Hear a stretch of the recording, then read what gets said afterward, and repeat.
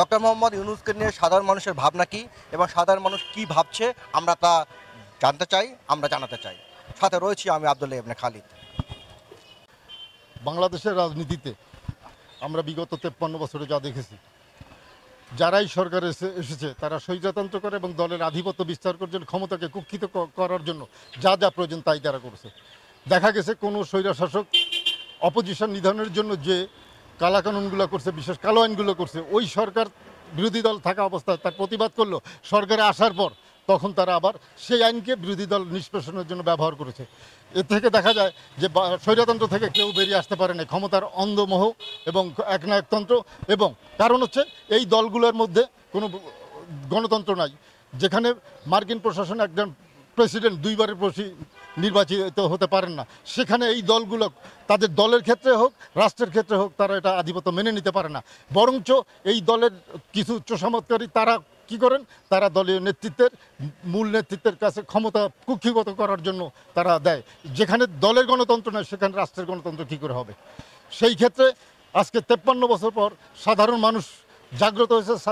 ছাত্র সমাজ, তরুণ সমাজ, যারা দেশের যুগে যুগে যারা বিপ্লব করে সেই বিপ্লবী সত্তাগুলো বেরিয়ে এসে সমাজকে পরিবর্তন করছে। সেই পরিবর্তনের ক্ষেত্রে ডক্টর মোহাম্মদ ইউনূসকে এসে ক্ষমতায় বসাচ্ছেন। এই ক্ষমতায় বসানোর পর উনি একটা সংস্কারের ডাক দিয়েছেন এবং সংস্কার করছেন।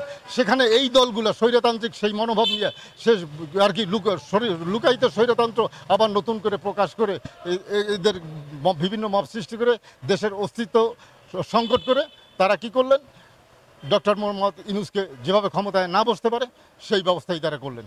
সেক্ষেত্রে দেখা গেছে আমাদের আইনশৃঙ্খলা রক্ষা বাহিনী, যাদের দায়িত্ব হচ্ছে গণতন্ত্র অক্ষুণ্ণ রাখা, নির্ভেজাল গণতন্ত্রের পথে রুদ্ধ করা, সেখানে তারাও ওই সমস্ত এজেন্টরা, ওই সমস্ত বাহিনীর এজেন্টরা আমাদের গণতন্ত্রের পথে আরও একটা ভায়োলেন্স তৈরি করার জন্য বিভিন্ন ধরনের বক্তব্য দিচ্ছেন। আমরা চাই এই দেশে গণতন্ত্র হোক, ডক্টর ইউনূস আরও কিছুদিন ক্ষমতায় থাকুক, উনি একটা সুন্দর ব্যবস্থা, এই স্বৈরতন্ত্রের বিরুদ্ধে একটা ব্যবস্থা তৈরি করে দিয়ে যে গণতন্ত্র যাতে ভবিষ্যতে স্থায়ী একটা রূপ পায় সেই ব্যবস্থা করে দিয়ে তারপর উনি সসম্মানে চলে যাক, এটাই আমরা চাই।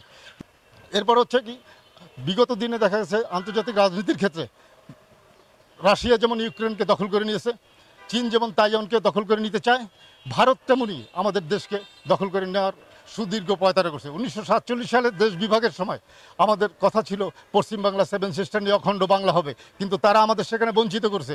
উপরন্তু আজকে পূর্ব বাংলা যেটা ছিল আজকে পূর্ব পাকিস্তান হলো এবং সেই পূর্ব পাকিস্তান এখন বাংলাদেশ হলো। সেই বাংলাদেশকে কি করে এখন তারা নতজানু দিয়া, তাদের দালান দিয়া, এজেন্ট দিয়া কীভাবে এই দেশটাকে আবার করিডোর বানাবে, কীভাবে এই দেশটাকে স্বাধীনতা সর্বমুখী করে সেই প্রচেষ্টায় লিপ্ত। সেখানে ডক্টর ইউনূস একটা প্রতিবন্ধকতা সৃষ্টি করছে। সেই প্রতিবন্ধকতা ভারতীয় আধিপত্যবাদ যেভাবে মেনে নিতে পারে না, ওই ভারতীয় আধিপত্যবাদের মধ্যে তৈরি বিভিন্ন, যেমন আওয়ামী লীগের যারা আছে ভারতীয় দল এজেন্ট, বিএনপির যেমন আছে ভারতীয় এজেন্ট, অন্যান্য দলের মধ্যে যেমন ভারতীয় এজেন্ট, তাদের দিয়ে দেশকে অস্থিতিশীল করে দিয়ে এ দেশের যে সুষ্ঠু একটা স্বাভাবিক একটা গণতন্ত্রের পথে আগাবে সেই ব্যবস্থা করে না।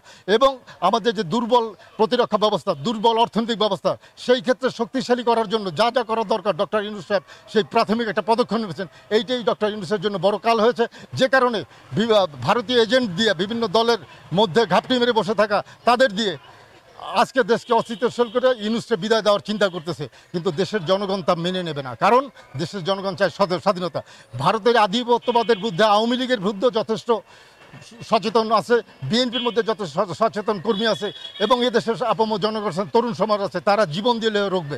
যেমন প্যালেস্টাইনে এত বড় দুর্যোগের পর হাজার হাজার প্যালেস্টাইনে জীবন দিয়েছে, তবু ইসরায়েলের আধিপত্য মেনে নেয় নাই। ঠিক তেমনই বাংলাদেশে প্রায় দরকার 17 কোটির জায়গায় দরকার 7.5 কোটি জীবন দিয়ে হলেও ভারতীয় আধিপত্য রুখবে। এবং সেই ক্ষেত্রে ডক্টর ইউনূসের আন্তর্জাতিক যে ভাবমূর্তি আছে সেটা আমরা কাজে লাগাতে পারবো, কিন্তু সেই কাজে লাগাতে ভারতীয় আধিপত্যবাদ চায় না বিধায় তাদের দোসররা আজকে ইউনূসকে বিভিন্নভাবে মব সৃষ্টি করতেছে যাতে ওনাকে দ্রুত বিতাড়িত হয়। বাংলার জনগণ এটা মেনবে না। আমরা মনে হয় দেশের স্বার্থে, জনগণের স্বার্থে ডক্টর ইউনূসকে আরও সময় দেওয়া উচিত। করিডোরের নামে যে বিভ্রান্তি ছড়ানো হচ্ছে, ডক্টর ইউনূসের যে উপদেষ্টা তিনি প্রকাশ্যে বলছেন যে আমরা কোনো আলোচনা করিনি, তারপরও তারা বলতেছেন যে আলোচনা আলোচনা আলোচনা। আর একটা কথা হচ্ছে আমাদের দেশের শৃঙ্খলা বাহিনী তারা নির্বাচন চায়। আমার প্রশ্ন হলে নিরপেক্ষ নির্বাচন চায়। দীর্ঘ 16 বছর তারা কি করেছেন? দীর্ঘ 16 বছর যে একটা আধিপত্যবাদের যে নিষ্পেষণ ছিল, আধিপত্যবাদ যে চালু করে যে দেশের জনগণকে রাজনৈতিকভাবে বিশৃঙ্খল তৈরি করে জনগণ থেকে ভোটার দিকে বয়ে যায়, তখন তারা কোথায় ছিল? এ প্রশ্ন জনগণ তাদের কাছে করতে চায়।